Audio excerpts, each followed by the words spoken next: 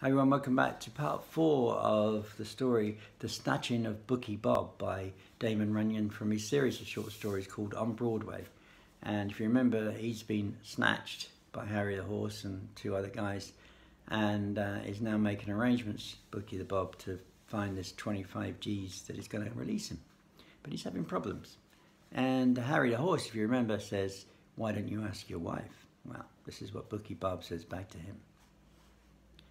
"Say," Bookie Bob says, "you do not suppose I'm chump enough to give my ever-loving wife 25 G's, or even let her know where she can get her dukes on 25 G's belonging to me, do you? I give my ever-loving wife $10 per week for spending money," Bookie Bob says, "and this is enough scratch for any dough, especially when you figure I pay for her meals." Well, there seems to be nothing we can do except wait, and Sam Salt gets back. But we let Bookie Bob call his ever-loving wife, as Bookie Bob says he does not wish to have her worrying about his absence, and tells her a big lie about having to go to Jersey City to sit up with a sick brother elk. Well, it is now nearly 4 o'clock in the morning, so we put Bookie Bob in a room with little Isadore to sleep. Although personally, I can consider making a guy sleep with little Isadore very cruel treatment, and Spanish John and I take turns keeping awake and watching out that Bookie Bob does not take the air on us before paying us off. To tell the truth, little Isadore and Spanish John are somewhat disappointed that Bookie Bob agreed to settle so promptly, because they're looking forward to tickling his feet with great relish. Now, Bookie Bob turns out to be a very good company when he wakes up the next morning, because he knows a lot of racetrack stories and plenty of scandal, and he keeps us much interested in breakfast.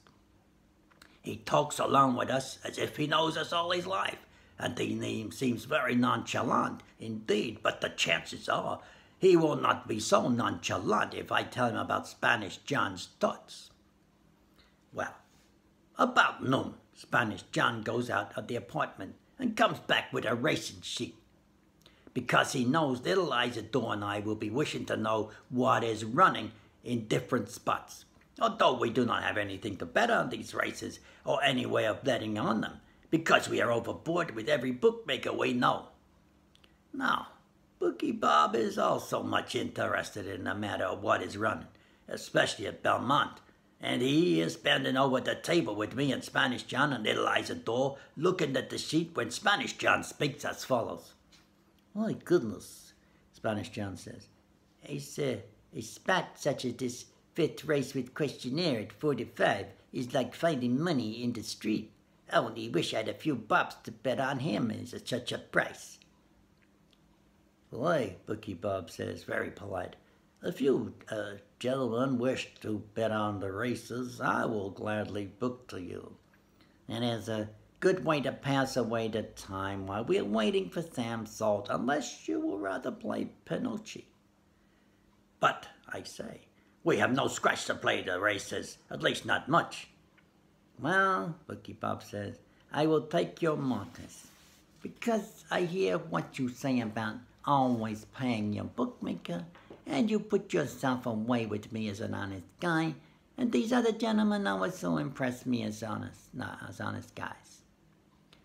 Now, what happens? But we begin betting Bookie Bob on the different races, not only at Belmont, but all the other racetracks in the country, for little Isadore and Spanish John and I are guys who like plenty of action when we start betting on the horses. We write our markers out for whatever we wish to bet and hand them to Bookie Bob, and Bookie Bob sticks these markers in an inside pocket. Along in the late afternoon, it looks as if he has a humor on his chest. We get the race results by phone off a pool room downtown as fast as they come off, and also the prices. And it is a lot of fun, and little Isadore and Spanish John and Bookie Bob and I are all little pals together until all the races are over and Bookie Bob takes out the markers and starts counting himself up. It comes out that I owe Bookie Bob 10 G's, and Spanish John owes him 6 G's, and little Isadore owes him 4 G's, as little Isadore beats him a couple of races, out west.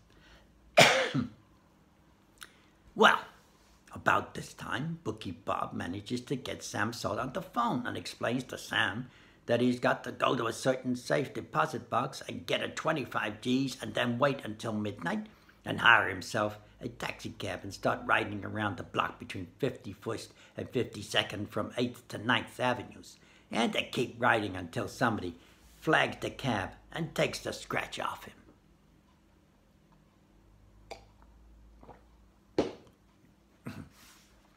Naturally, Sam Salt understands right away that the snatch is on Bookie Bob, and he agrees to do as he's told. But he says he cannot do it unless the following night because he knows there is not 25 G's in the box. And he will have to get the difference at the track the next day. So, there we are, with another day in the apartment, and Spanish John and Little Isadore and I are just as well pleased with Bookie Bob because he has us hooked, and we naturally wish to wiggle off. But the next day is worse than ever.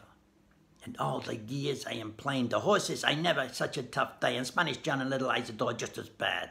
In fact, we are all going so bad that Bookie Bob seems to feel sorry for us and often lays us a couple of points above the track prices, but it does no good. At the end of the day, I'm in total of 20 G's, while Spanish John owes 15 and Little Isadore 15, a total of 50 G's among the three of us. But we are never any hands to hold post-mortems on bad days. So Little Isadore goes out to a delicatessen store and lugs in a lot of nice things to eat. And we have a fine dinner. And then we sit around with Bookie Bob telling stories and even singing a few songs together until it's time to meet with Sam Salt. When it comes on midnight, Spanish John goes out and lays for Sam and gets a little valise of Sam Salt. And then Spanish John comes back to the apartment and we open the valise and the 25 G's are there, okay. And we cut down his scratch 3 ways.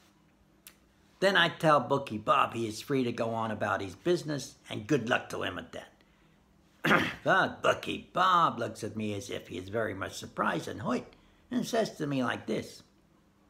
Well, gentlemen, thank you for your courtesy, but what about the scratch you owe me? What about these markers? Surely, gentlemen, you will pay your bookmaker. Well, of course, we owe Bookie Bob these markers. All right, and of course a man must pay his bookmaker. So no matter what, so I hand over my bit, and Bookie Bob puts down something in a little notebook that he takes out of his kick. Then Spanish John and Little Isadore hand over their dough too, and Bookie Bob puts down something more in a little notebook. No, Bookie Bob says, I credit each of your accounts with these payments, but you gentlemen still owe me a matter of 25 G's over and above the 25 I credit you with. And I hope and trust you will make arrangements to settle this at once because I do not care to extend such accommodations over any considerable period. But we do not have any more scratch after paying you the 25 G's on account. Listen, Bookie Bob says, dropping his voice down to a whisper. What about putting the snatch on my partner, Sam Salt? And I will wait over a couple of days and you get a book into you and maybe you can pull yourselves out. But of course, I will be entitled to 25% of the snatch for putting the finger on Sam for you. But Spanish John and Little Isadore are sick and tired of Bookie Bob and will not listen to staying in the apartment any longer because they say he is a jinx to them and they cannot beat him in any manner, shape or form. Furthermore, I'm personally anxious to get away because something Bookie Bob says reminds me of something. It reminds me that besides the scratch we owe him, we forget to take out 6 G's 250 for the party who puts the finger on Bookie Bob for us. And this is a very serious matter indeed, because anybody will tell you that a falling and failing to pay a finger is considered a very dirty trick. Furthermore, if it gets around that you fall out to pay a finger, nobody else will ever finger for you. So, we quit the snatch business because there's no use continuing while this obligation is outstanding against us. and we go back to Brooklyn to earn enough scratch to pay our just debts. We're paying off Bookiebob's IOU a little at a time because we do not wish to ever have anybody say we Welsh on our bookmaker. And furthermore, we are paying off the 6G's $2.50 commission we owe our finger. And while it is going tough, I am glad to say our honest effort is doing something a little good, because I see Bookiebob's ever-loving wife the other night all dressed up in new clothes and looking very happy indeed. And while a guy is telling me she is looking so happy because she gets a large legacy from an uncle who dies in Switzerland and is now independent of Bookiebob, I only hope and trust that it never gets out that our finger in this case is nobody but Bookiebob's ever-loving wife. There you go. It's funny that they end up owing the guy they snatched all that money plus. So they didn't do very well out of it, did they? But very clever with Bookiebob. He knew what he was doing. Anyway, that's the end of that story. And I'll come back with a few more for you if you like them. Let me know. And give me a little thumbs up if you do. Always nice to see. Until next time, stay safe, be good. Most of all, be kind, won't you? See you soon. God bless. Bye-bye.